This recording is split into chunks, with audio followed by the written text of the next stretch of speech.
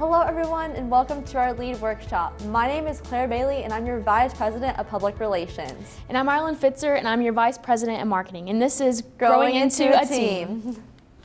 So as I said before, I'm Arlen Fitzer and this is going to be our icebreaker to kind of get everybody used to. And I know neither we're at a conference or you're at home in a classroom. So this is a little icebreaker called this or that. So basically one side of the room represents this or one side of the room represents that. So go to the left side of the room if you like TikTok, go to the right side of the room if you like Snapchat.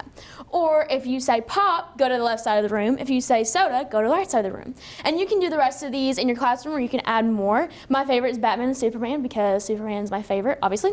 And so you can pause it and do it as many times as you want, and we're gonna get into the actual slideshow. So for you guys to be able to grow into a team, there's 3 stages, and the first one is planting.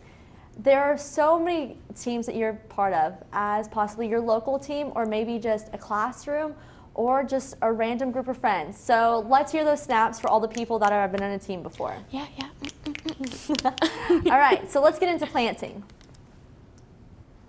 Planting is the beginning stage of a group. This is where you guys get to start planting your seeds as individuals, as you get to work with your team and figure out who you are.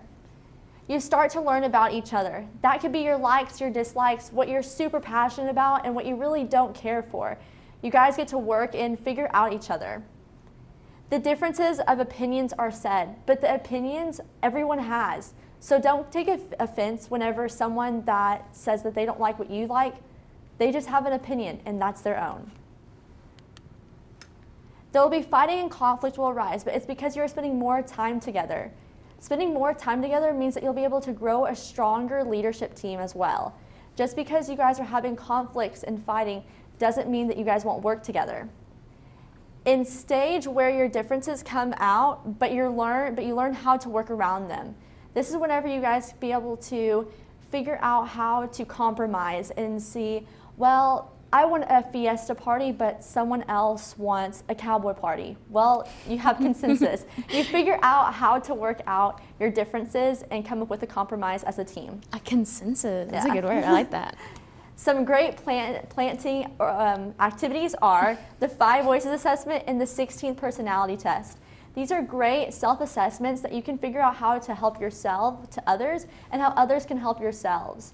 This is where you can figure out what you're really strong in and what someone isn't, and you guys can work together to be able to level each other out. And maybe that might be the case that one person is very strong and outspoken while the other one isn't.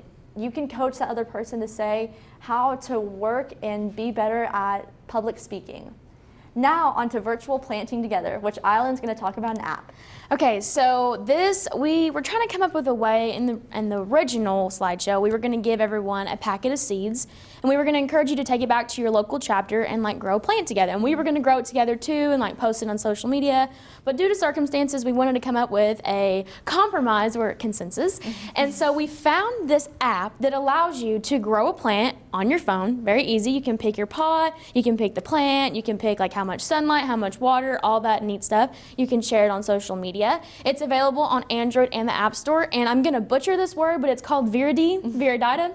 It's something. However you want to say it. Okay, and it's available online. And so why we chose this is because we wanted to have something that you and your team can do together. I think this plant isn't just so you can have an app on your phone to have fun. The plant represents your team.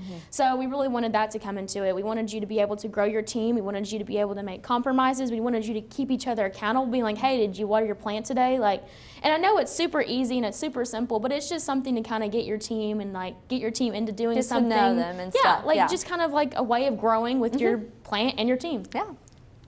And then so Claire covered the first step of group development, and I'm going to cover the second step, which is growing. I'm tripping over my words.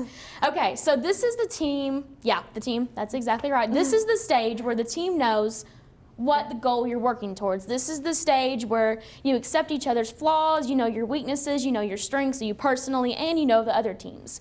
This is the stage where a lot of disagreeing, a lot of opinions, differences of opinion come out. This is where you're comfortable enough to share your ideas, but also a little uncomfortable taking criticism or maybe a little uncomfortable sharing how you feel about one another.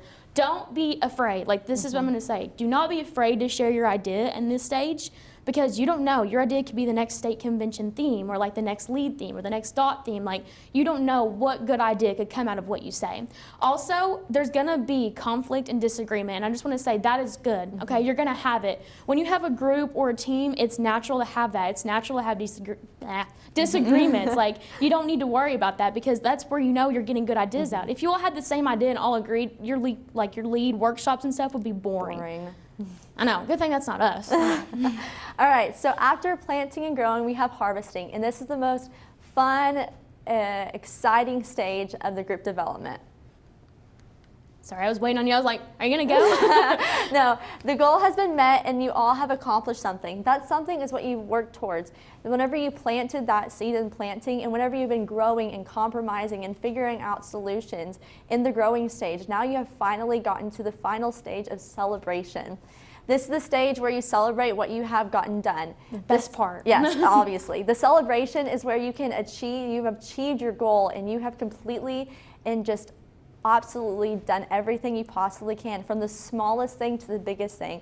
That might be from taking notes on a meeting and figuring out how you should run your next state officer training, or whatever it is, we don't know. Yeah, from the smallest to the biggest. Maybe that's holding an NLC in your future. Making sure all your team members' efforts have been recognized. That can be from the CEO of the team to maybe just the person that takes the notes again, or maybe figures out how to organize the team and get together.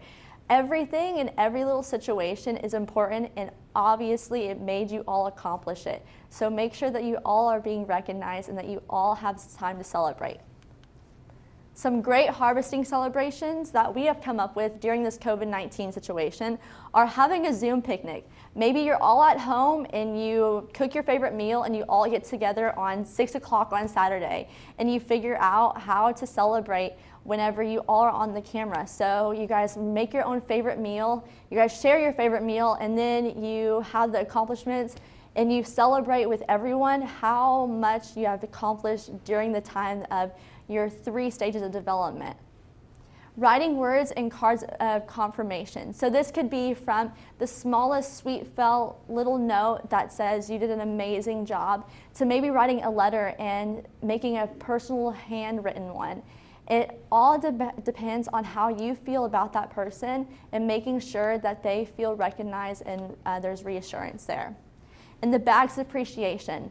Once again, during COVID-19, we can't always be together. So maybe you can drop off a piece of candy, or possibly their favorite candy, with a little note written on it saying, hey, I really appreciate what you did for our dot camp. Or maybe your district leadership team was really doing great, and so you guys had a bag of goodies for your president.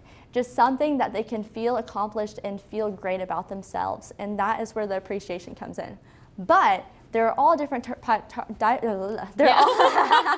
all different. Exactly. That's what I was gonna say. They're all different personalities, and they need to feel praised and what their hard work is paid off. So just like you have taken the 5 voices assessment and the 16 personality test, some people just need a pat on the back, and that's as good as they need it. They don't need any more assurance because they feel good in what they've done. But some people need a little bit more oomph, and they need a little more. They need a little bit more help on how they feel about themselves. So make sure that you ask the person, maybe, hey, like, what makes you feel great after you've done something good for our team? So, and that's also, I was going to add, that's also where the love language comes in, because love language is how you want someone to show you love. So if you take that love language test, if you take the personality test, really look into the love language, because say Claire's love language is like gifts. Okay, I obviously know, and she's not touchy. So I would be like, okay, Claire likes gifts. Obviously, I'm not going to go hug her because that would not make her happy. Yeah. So I'm going to get her a little gift, like whether it's like a picture frame of us, or maybe like new AirPods. You know, I'm just going to go buy new AirPods. I think, yes, you definitely should. But making sure everyone on the team is appreciated is probably the biggest thing of being a team. Making sure everyone feels loved, making sure everyone's okay, like just checking up on people after a long process, after you've met your goal. Like it makes all the difference in the world. So I'm Ireland Fitzer, and you can follow me at ifitzer@okfccla.com, and my social media handle is Ireland O'Brien, and that's on Instagram. And obviously, I am Claire Bailey, and my email is cbailey@okfccla.com. And if you can't reach me there, you can also get me on Instagram at Jordan with a Y, C Bailey. And don't forget to follow the OKFCCLA social media pages on Facebook, Instagram, and on Twitter at OKFCCLA. All right, guys, thank you. And don't forget, if you have any questions, text us, let us know, email us, whatever you need. Thank you, guys. Thanks.